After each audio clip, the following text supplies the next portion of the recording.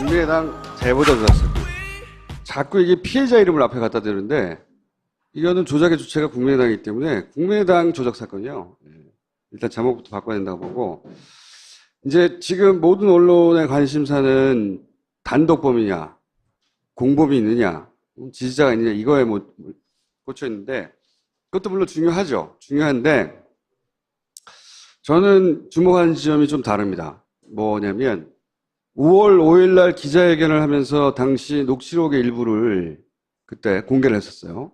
대화 내용 일부를. 근데 그 중에서 저는 그때부터 이상했던 게 있었어요. 뭐냐면 당사자가 동생하고 녹음했다는 거잖아요. 근데 이유미 씨는 문준용 씨하고 일면식도 없는 사람인 거예요. 그렇죠. 파슨스에 가본 적도 없는 사람이고. 그러니까 아무것도 모르는 사람이에요. 민준용 씨에 대해서. 그쵸? 이제 그렇게 생각하고 당시의 녹취록 일부분을 다 같이 보자고요. 이런 얘기가 나와요. 2008년 9월부터 파슨 디자인 스쿨 대학원을 다닌 이 동료라고 이제 설명한단 말이죠. 기자회견 때. 물론 뭐 거짓말입니다만 당시에는 이렇게 설명을 했어요. 이 시기는 정확하게 맞아요. 문준용 씨가 그때 다녔다는 시기. 이렇게 시작을 하는데 이런 얘기를 합니다. 소속 기관에 생겼으니 고용정보원이죠. 이력서의 한자를 채우고 나서 토플 학원 다니면서 놀러 다녔다. 그러니까 자기는 거기 공짜로 들어갔고 거의 아버지 백으로 토플 학원 등록해놓고 띠까띠까 다녔다는 거예요.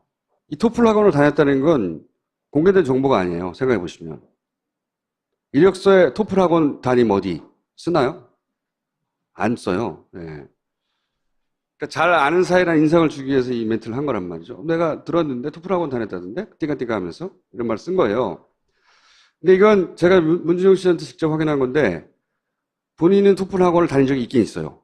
유학을 가려면 학원을 어디든 다니긴 하겠죠. 영어 성적이 필요하니까. 토플 학원을 다닐 수도 있고 토플을 독학할 수도 있고 영어를 잘할 수도 있죠. 그건 모르는 겁니다. 근데 제가 왜 그걸 주목했냐면 이 녹취기가 공개되고 나면 당연히 기자들은 반대로 이걸 가지고 문준용 씨 혹은 민주당 측에 확인하려고 할 거 아닙니까? 토플 학원 다닌 적 있어? 없대는데 여기서 깨지는 거예요, 그냥. 그쵸? 이거는 기자회견을 하고 바로 국내에 있는 모든 기자들이 검증을 하거나 혹은 물어본단 말이죠. 없는 사실을 말할 수 없는 거예요. 상상으로 생각해 보세요.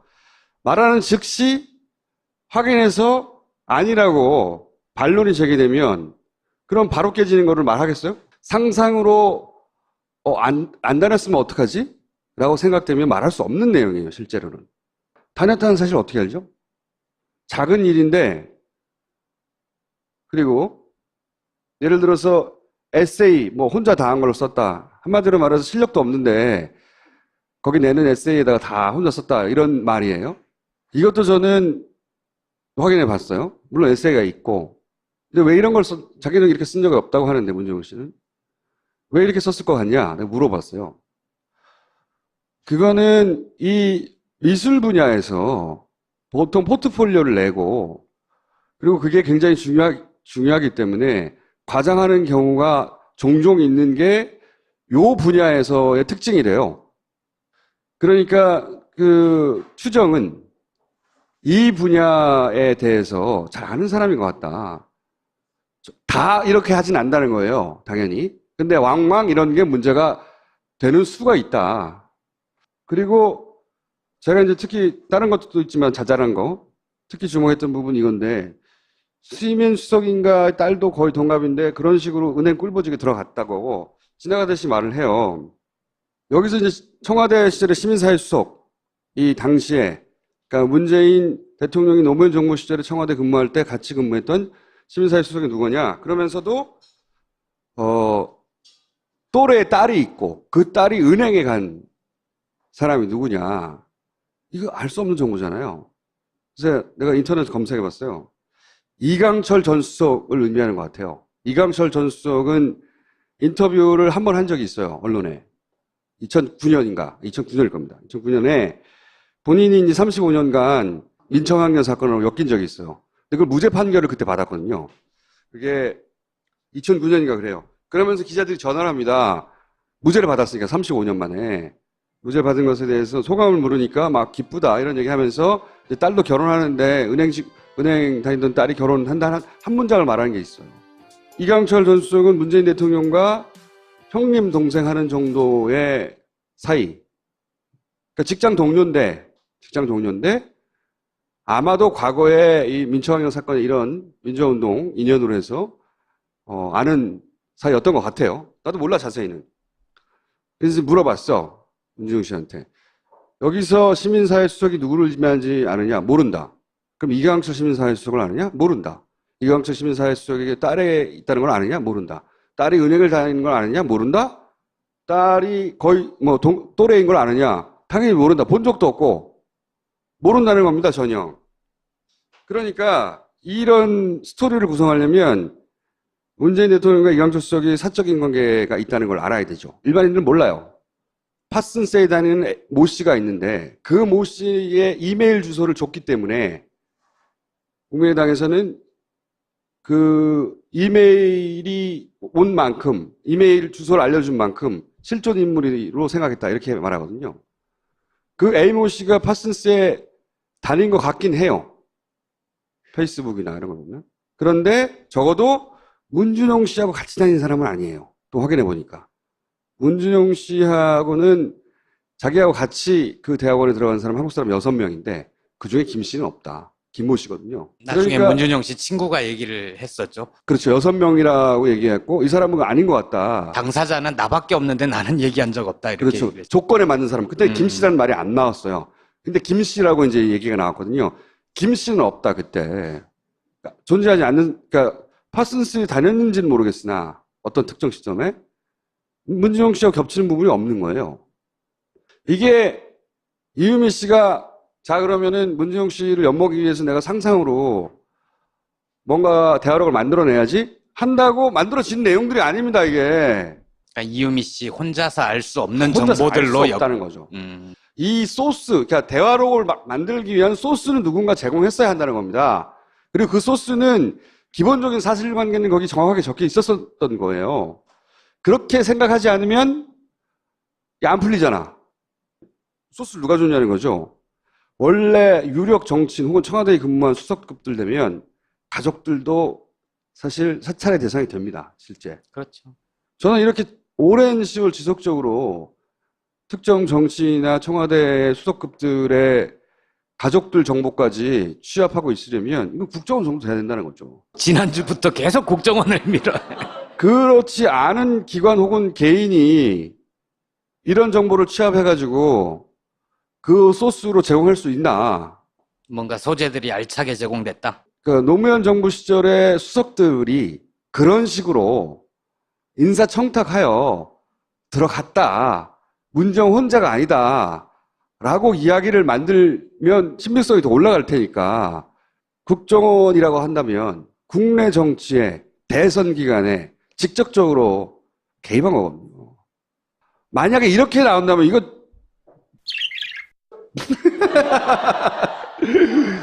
그래서 저는 이 제목에 주목해야 된다고 본다는 겁니다. 그 제보를 굳이 자유한국당에 갖다 주지 않고 국민의당을 통해서 제기하게 했다. 자유한국당에 이게 안 갔다는 보장은 없죠. 자유한국당도 문준용 씨에 대해서 여러 가지 얘기를 많이 했으니까. 그러면 이제 국정원 적이라고 하고 국정원 적이다. 그게 어디까지 올라간 거예요? 이유미 단독 아니면 이준서 최고위원 그건 아니면 모르겠어요. 그 이상? 그 당에 국정원하고 되게 친한 분 한 분 계시잖아요. 글쎄요. 저는 이게 한 가지 의심스러운 점은 뭐냐면요. 뭐 혼자 했을 수도 있어요. 혼자 하기에는 나 혼자 할 테니 국정원 자료 좀 줘봐. 이거 말이 안 되잖아요. 그러니까 뭐 국정원 자료인지 모르는 채 그 당에 굴러다니고 있는 정보, 소위 검증단에서 오늘 뭐 확보해서 혼자서 했다라고 그렇게 얘기가 나올지 모르겠는데 제가 좀 이상하다고 생각하는 건 이 조작을 선수가 개입했다고 보기에는 엉성해. 네. 엉성해요. 네. 조악해요. 그리고 당의 공식 라인이 쭉쭉쭉쭉 해서 했다고 보기에도 굉장히 조악해요. 왜 조악하다고 생각하냐면 이게 선거가 끝난 이후에도 문제가 될 소지가 너무 많거든요. 이게 근데 문제가 됐다 치면 당사자는 제가 보기엔 빼도 박도 못하게 거의 한 3년 정도는 징역이 떨어질 일이에요. 근데 당사자들 얘기에서도 나오는데 대체로 그동안 대선이 끝나면 승자의 아량 해가지고 고소고발 사건은 안 다 그런 무마된 경우가 많아요. 그렇죠. 네. 대부분은 그렇지만 아주 치명적인 건 안 그런 그걸 기대했을 수도 정봉주 있어요. 보세요. 정봉주. 그럼 미운 털이 박힌 거죠. 그러니까 이거는 제가 보기에는 3년, 4년 갑니다. 그냥 갑니다. 이 관련법에 제가 아주 아주 시달린 사람이거든요. 가요. 이거는 그거보다 좀 더 심한 단계죠, 이건. 제가 한 거하고 비교할 수도 없죠. 네. 이건 뭐 자작해가지고. 그리고 이때까지 우리 정치사에서 당 내에서 이렇게 스스로 당의 선수가 직접 조작하는 경우는 없어요. 대부분 배우를 영입하거나 외부에 누군가를 끌어오거나 갑자기 뭐 폭로라고 튀어나와서 기자회견을 하거나 북한에다 총 쏴달라고 하거나 자기들이 직접 책임지지 않을 수 있는 범주를 치고 나서 근데 이거 당연히 직접 있잖아. 그래서 제가 보기에는 그 국민의당의 소위 올해 선거를 치른 경험이 있는 선수들급에서 했다고 보기에는 참 너무 위험하다. 어설프고. 라는 생각 하나. 또 하나는 이 이유미 씨의 이제 히스토리를 쭉 거슬러 올라가 보면 결국은 그 안철수 전 대표가 이 정치인이 아닌 시절에 맺었던 인연이에요. 민간인 대 민간인으로. 그때 청춘 콘서트하고 전국을 돌아다니고 대학원 제자. 네, 대학원에서 이제 알게 되었고 청춘 콘서트를 한다고 하니까 교수가 아마 갔거나 혹은 뭐 도움을 요청했거나 거기서도 관계가 맺어진 거예요. 굉장히 오래된 관계입니다. 그러니까 정치인이 되기 전에 맺었던 믿을 수 있는 관계죠. 그런 관계고 그런 관계라면 이거는 완전히 추정이긴 하지만 혼자만의 그런 관계라면 그 전에 왜 언론에 잠깐 등장했던 뭐 서초동 팀, 비선 라인 이런 얘기가 잠깐 등장했었어요. 그 라인과도 연결고리가 있을 수 있다. 그러니까 비선 라인이라는 게 결국은 정치에 입문한 이후에 알던 사람, 정치인 조직이 아니라 그 전에 알던 사람과 알던 사람의 조직이거든요. 실제 가깝고 그것과 관련이 있지 않을까? 이분도 여수에서 예비 후보로 등록하고 정치인이 되려고 했던 그렇죠. 사람이에요. 그거는 이제 자기가 신뢰하는 사람이니까 정치적으로 기회를 주려고 했던 거겠죠. 근데 그걸 이제 돌파하지 못하고 본인은 예비 경선에서 예비 후보 단계에서 떨어졌지만 그걸 2번이나 시도했거든요. 그러니까 믿는 사람이라는 거죠. 믿는 사람. 네. 그래서 저는 공식 라인과 비선 라인 모두 다 소위 공범이냐 뭐 혹은 뭐 지시자가 있느냐를 따져봐야 된다. 하지만 그보다 훨씬 관심 있는 건 저는 누가 줬냐. 누가 줬냐를 아무도 안 따져서 전 누가 줬냐도 굉장히 중요하다고 생각합니다. 이거는 사실이라면 그 준 사람이 대선에 정치에 가장 큰 판에 아주 적극적으로 개입한 겁니다. 누가 직접 갖다 주지 않아도 사무실에 툭 떨어져 있거나 우편으로 왔는데 열어보고 으악? 이런 게 있어? 이럴 수도 있어요. 그런데 그런 제보를 그러니까 100개를 제보받으면 그중에 1개를 말할 수 있을까 말까예요. 왜냐하면 그럴듯한데 확인할 수가 없어. 왜? 그 사람 말뿐이거든요. 근데 이건 당사자 말도 아니잖아. 그냥 녹취록이 왔는데 이 녹취에 등장하는 사람하고 아무도 통화를 못 해봤어.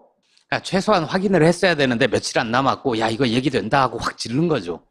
그거는 그렇군요. 국민의당의 책임을 물어야 되는 거고 지금 이 순간까지 안철수 전 후보가 아무런 얘기를 안 하고 있잖아요. 그거 뭐 모든 언론에 따지고 있으니까 저는 요 정보를 누가 줬느냐 굉장히 중요한데 누가 줬느냐 그 공작적 정보 위에 기반한 공작인 거거든요. 말 어렵다. 공작적 정보 위에 기반한 공작이라고. 그 토대해야 되는 정보 그걸 따져야 된다. 그래서 그들을 토벌해야 한다.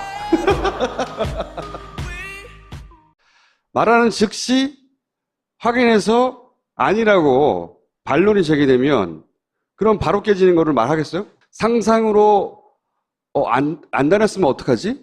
라고 생각되면 말할 수 없는 내용이에요. 실제로는. 다녔다는 사실 어떻게 알죠? 작은 일인데 그리고 예를 들어서 에세이 뭐 혼자 다 한 걸로 썼다. 한마디로 말해서 실력도 없는데 거기 내는 에세이에다가 다 혼자 썼다. 이런 말이에요. 이것도 저는 확인해 봤어요. 물론 에세이가 있고. 근데 왜 이런 걸 자기는 이렇게 쓴 적이 없다고 하는데, 문정욱 씨는. 왜 이렇게 썼을 것 같냐? 내가 물어봤어요. 그거는 이 미술 분야에서 보통 포트폴리오를 내고, 그리고 그게 굉장히 중요하기 때문에 과장하는 경우가 종종 있는 게 요 분야에서의 토플 학원 담임 어디 쓰나요? 안 써요. 네. 그러니까 잘 아는 사이라는 인상을 주기 위해서 이 멘트를 한 거란 말이죠. 내가 들었는데 토플 학원 다녔다던데? 띠까띠까 하면서 이런 말 쓴 거예요. 근데 이건 제가 문준용 씨한테 직접 확인한 건데 본인은 토플 학원을 다닌 적이 있긴 있어요. 유학을 가려면 학원을 어디든 다니긴 하겠죠. 영어 성적이 필요하니까. 토플 학원을 다닐 수도 있고 토플을 독학할 수도 있고 영어를 잘할 수도 있죠. 그건 모르는 겁니다. 근데 제가 왜 그걸 주목했냐면 이 녹취기가 공개되고 나면 당연히 기자들은 반대로 이걸 가지고 문준용 씨 혹은 민주당 측에 확인하려고 할 거 아닙니까? 토플 학원 다닌 적 있어? 없대는데 여기서 깨지는 거예요, 그냥. 그쵸? 이거는 기자회견을 하고 바로 국내에 있는 모든 기자들이 검증을 하거나 혹은 물어본단 말이죠. 없는 사실을 말할 수 없는 거예요. 상상으로 생각해 보세요. 특징이래요.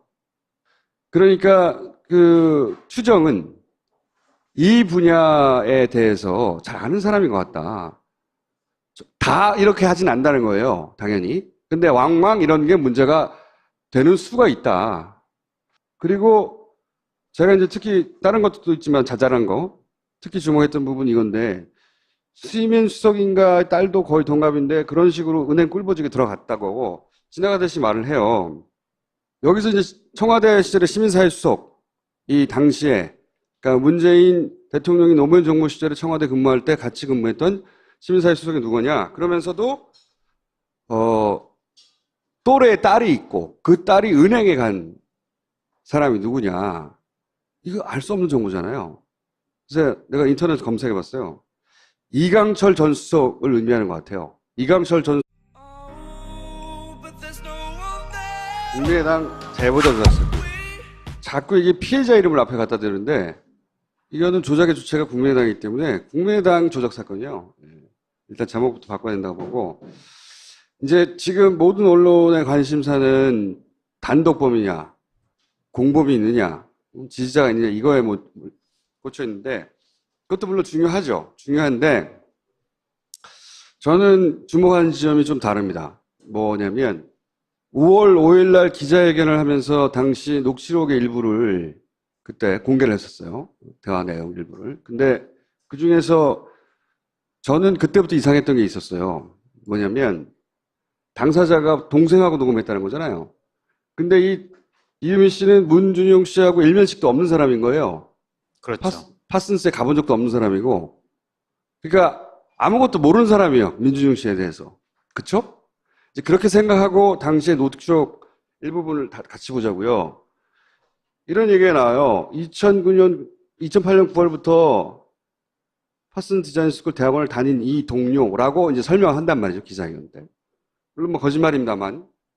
당시에는 이렇게 설명을 했어요. 이 시기는 정확하게 맞아요. 문준용 씨가 그때 다녔다는 시기. 이렇게 시작을 하는데, 이런 얘기를 합니다. 소속기관에 생겼으니 고용정보원이죠. 이력서의 한절을 채우고 나서 토플 학원 다니면서 놀러 다녔다. 그러니까 자기는 거기 공짜로 들어갔고 거의 아버지 백으로 토플 학원 등록해놓고 띠까띠까 다녔다는 거예요. 이 토플 학원을 다녔다는 건 공개된 정보가 아니에요. 생각해 보시면.